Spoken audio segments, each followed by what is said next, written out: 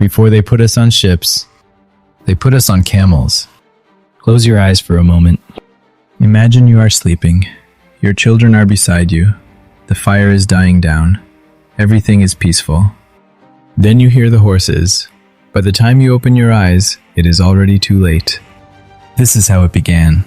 Not in 1619, not on a ship crossing the Atlantic. This began in 650 AD, in the dead of night, on African soil, the Arab slave trade. The slave trade nobody taught you about, the one that ran for 1,200 years, the one that took 17 million of us. 17 million mothers, 17 million fathers, 17 million children who never came home. They crossed the Sahara on foot, weeks of walking, no water, no food. The sun above them like a punishment from God. Half of them never made it to the other side. Their bones are still in that desert, unmarked, unnamed, forgotten. And the ones who survived the crossing, they face something worse. The Arab traders castrated African men by the thousands. Not 1 in 10 survived it. Not 1 in 10.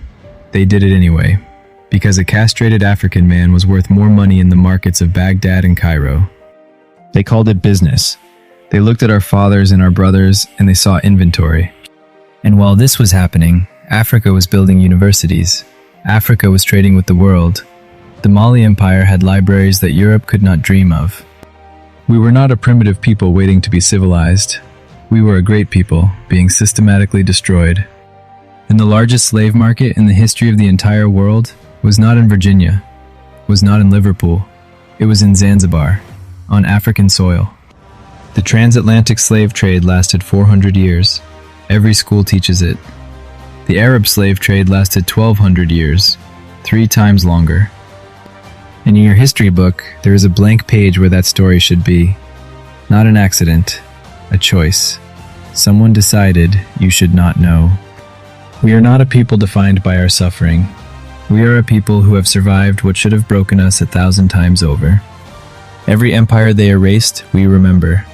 Every king they removed, we speak his name. Because if we do not tell our story, someone else will tell it wrong. This continent was here before their ships, before their chains, and it will be here long after all of that is dust. Now you know. Subscribe and follow to Crowns Before Chains. New episode every week.